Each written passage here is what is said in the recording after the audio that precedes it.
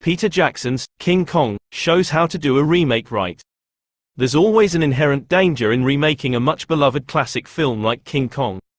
Even if a remake succeeds on its own, it will naturally be compared to its predecessor and face unreasonably high expectations. It's harder to have sympathy for the creators of a remake, as their task may have been a mistake from the beginning.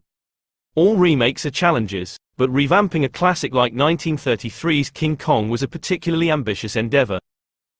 Not only was the original film a game-changer within the industry that revolutionized visual effects, but the titular character had become one of the most powerful symbols of cinematic imagination and wonder. However, Peter Jackson's 2005 reimagining showed how to do a remake right by intertwining nostalgia with new additions. Peter Jackson was influenced by the original King Kong as a young filmmaker. 1933's King Kong was among the first major monster movies in the pre-code era of Hollywood, and utilized groundbreaking stop-motion effects to bring the creatures of Skull Island to life. With a stunning score by Max Steiner and powerful performances by Fay Wray and Robert Armstrong, King Kong felt like an elevated piece of escapism and not just a cheap horror flick. The film had a significant impact on a younger generation of filmmakers, particularly Peter Jackson, who often cites it as the reason that he got into filmmaking in the first place. Many of Jackson's early New Zealand splatter horror films, such as Bad Taste and Meet the Feebles, made use of the same type of motion capture and practical effects techniques that King Kong had pioneered decades prior. Jackson had certainly taken on an ambitious project with his adaptation of J.R.R. Tolkien's beloved The Lord of the Rings series, but that was the first live-action adaptation of the Middle-earth story.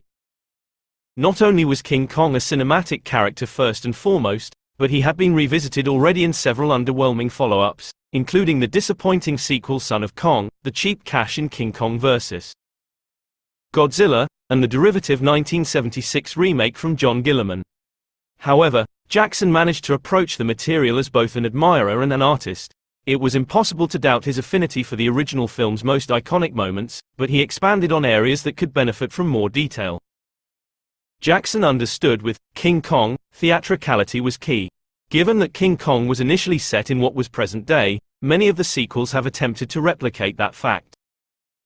1976's King Kong largely failed because the commentary on the oil industry simply wasn't as exciting as the deconstruction of the entertainment industry was in the original. Jackson understood that the theatricality was integral to the story, but setting it in a modern context could remove the sense of wonder that spectacle generates. Going back to a simpler time allowed him to play things more sincerely, yet reflect on how the hallmarks of this era had aged. Making a period piece set in the 1930s is a completely different beast than making a present set film during the 1930s. Jackson had the advantage of foresight, and he used the film to deconstruct the cultural legacy of 1930s Hollywood. While this era was a period of great invention and breakthroughs, it was shrouded in controversy due to many of the dangerous filmmaking techniques and mistreatment of industry workers.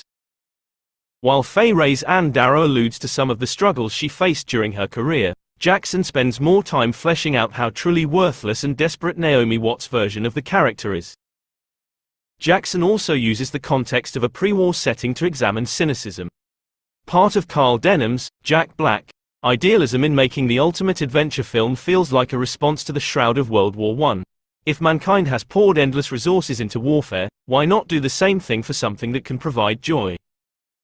There are also some more tongue-in-cheek acknowledgments of early Hollywood, such as the egotistical actor Bruce Baxter, Kyle Chandler, a stand-in for Errol Flynn, James Cagney, Thomas Mitchell, and other classic Hollywood stars known for their self-absorbed reputations.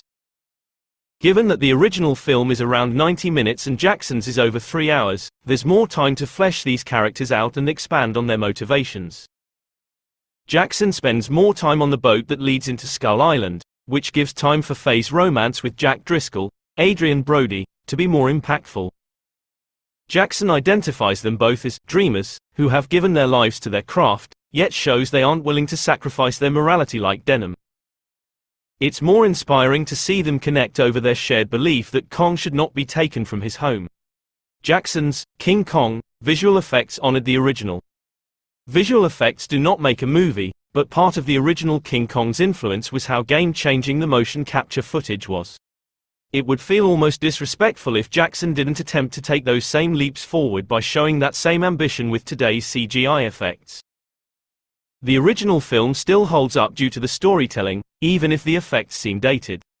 Similarly, Jackson's realistic skin tones for the wildlife of Skull Island have now been surpassed by films like the recent Planet of the Apes trilogy and The Jungle Book, but that doesn't change the emotional impact with which the film lands. The biggest improvement that Jackson was able to make was fleshing out Kong's personality with Andy Serkis' performance. While Serkis had certainly proven with Gollum that he could play an engaging motion capture character, he was now tasked with essentially being the lead in a film that didn't let him speak at all. Would the timid connection that Kong forms with Anne feel too corny for modern audiences? Thanks to the personality that Serkis added to Kong, it didn't. It was only more clear that Kong is a scared child, stolen from his home, who has been taken into an unfriendly environment and treated as a freak show. Compared to the cruel soldiers that gun him down in the harrowing third act, Kong doesn't seem as animalistic. While the T-Rex battle and the escape from Skull Island look even more stunning with the advent of modern effects, Jackson understood that it was emotion that drove the film. His revisions to the original material are effective in fleshing out the supporting characters, such as Colin Hanks' personal assistant, Jamie Bell's unassuming teenager, and Craig Hall's loyal soundman. He shows how each of these crew members are the type of outsiders are driven to the film industry.